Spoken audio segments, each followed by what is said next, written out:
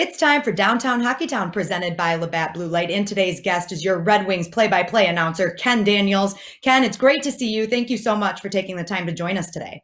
Daniella, always good to have something to do in a pause besides just watching hockey day and night and early morning. But that's great too. But great to be with you both.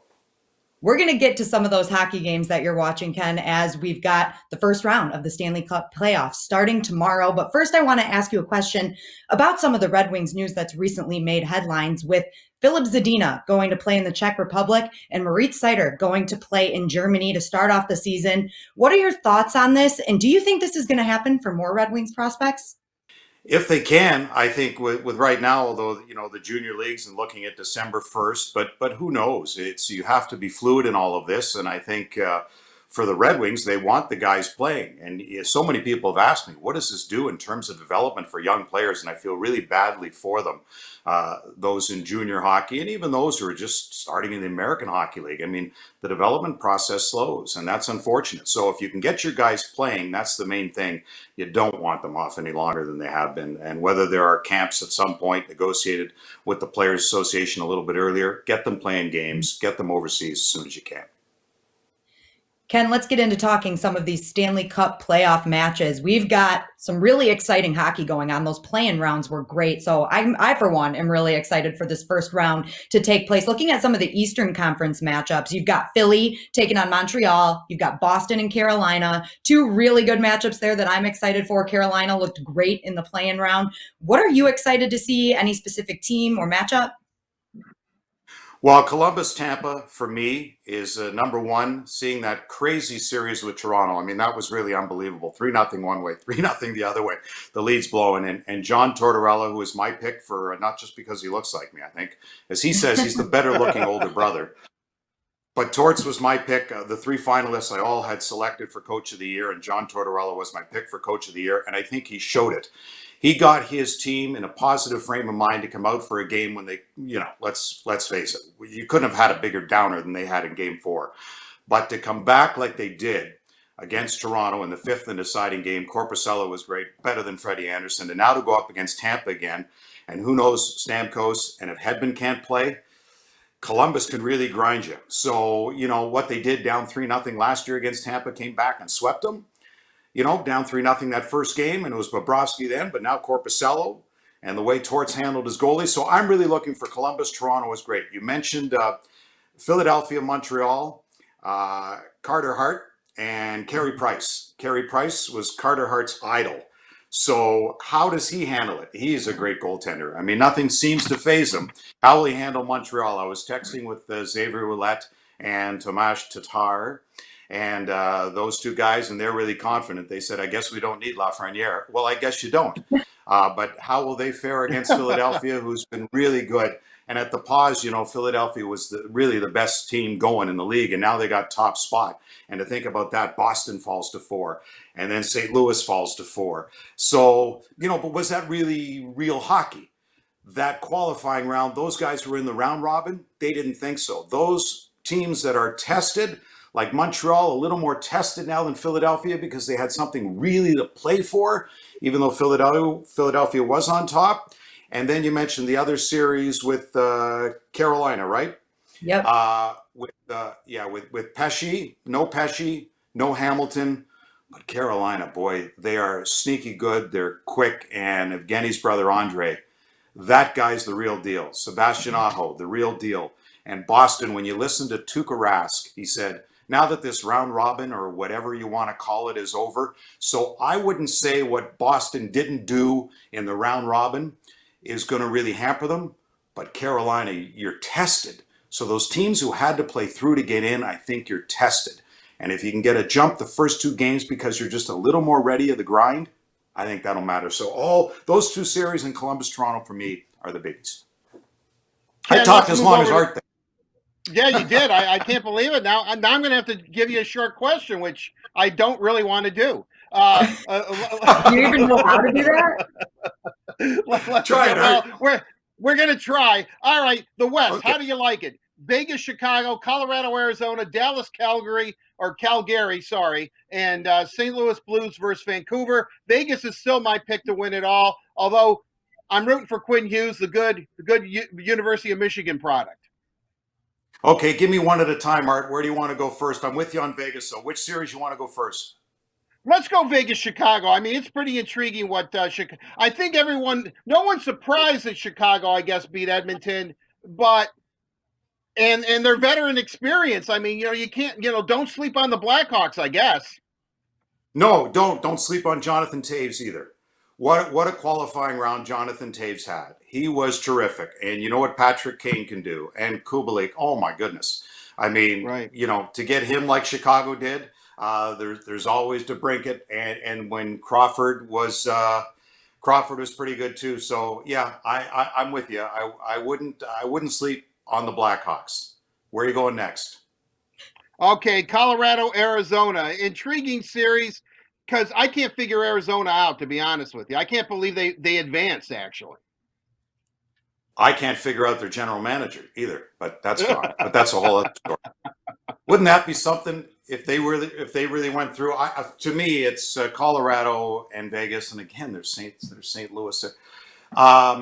Colorado's good.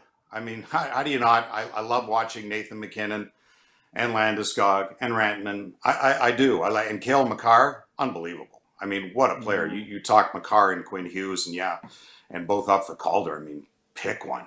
It's pretty hard to do. So I like Colorado there. Arizona's done well, and you got Taylor Hall. What's he going to do going forward? And Phil, I don't know, Kessel, all he does is seem to win when he goes places. I don't know, you may not hear much of him, but somehow he wins. But I'll go with Colorado there for sure. St. Louis Blues, who didn't win anything in the round robin phase of their little Right. Stanley Cup tournament here, playing the upstart Vancouver Canucks. Well, Vancouver is tested, and I think Vancouver in taking out Minnesota to me seems to play the way St. Louis does, just doesn't have the talent that St. Louis does. They'll grind you down. And yet every time they wanted to dump it in, get in on the forecheck, there was Hughes and the rest. Boom, boom, pass up, board's gone. They just use their speed. I love to watch Vancouver. And Besser and Horvat, and then there's Pedersen, and the way Hughes moves the puck. I think the real caveat here is, can Jacob Markstrom play better than he did? He wasn't very good in the first round, yet they won. And Jacob Markstrom is one heck of a goaltender and looking for a long-term deal to stay in Vancouver, where I think he'd like to. They got Thatcher Demko who's up and coming, but if Markstrom can play well. I'm still going with the veteran team, but how do you not? But Vancouver's gonna make this a pretty darn good series.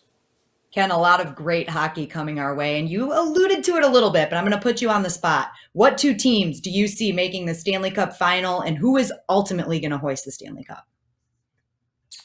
Really good question. I like Colorado or Vegas in the West. You're going to pin me down to one? I am. Yes, you have to pick one. I'm going to have to go with now. So let me see. I'm going to take, how do you bet against St. Louis, though? Either. Okay, I'm going to go with Colorado. I'm going to go with Colorado in the West, as much as I hate to say that, being a Detroiter. Colorado in the West. It's a popular pick, though. You're not alone. Yeah, and I just love their speed and Makar. Yeah. But I hate to bet against St. Louis. And Vegas. There's so many good teams. It's such a strange year. You see, it is 2020, so I'm going to look back 2020 hindsight and go, what the hell were you thinking? Yeah. Okay, and in the East, for me, only because of injuries to Tampa, and I'm not certain about them, although there should, and I'm not certain about Hedman. I still like Boston. I still like Boston. The perfection line was anything but, and basically held off the score sheet in that round robin. It didn't do anything. Although Pasternak, as I watched him going forward, he had more and more chances. He just wasn't bearing them. I still like Tuukka Rask. How do you still not go with goaltending there? So I'm going to go with Boston, Colorado. And because I would hate to ever pick Colorado win the Cup, I'm going to go with Boston. How's that? And I'm not sure about anything I just said. I guess I'm going to go Vegas, who's going to win it all. And then in the East, I can't decide between Philly and Carolina. I'm going to go Carolina, Vegas, Carolina final. Vegas Golden Knights finally win their cup after being 3 years in the league. Wow. But Ken, I want to get serious here for a second. I want to get an update on of course, the Jamie Daniels Foundation and the roast for Scotty and what you guys are up to there. But some, I guess, bittersweet news broke last week. Very extensive story. Dr. Michael Lagotti, who treated Jamie, was finally arrested for insurance fraud of all things. But I would imagine that must have been, as I said, a bittersweet day in the Daniels house. Yeah, it was. There are a lot of tears on the same side of happiness, and as we like to say, hashtag justice for Jamie.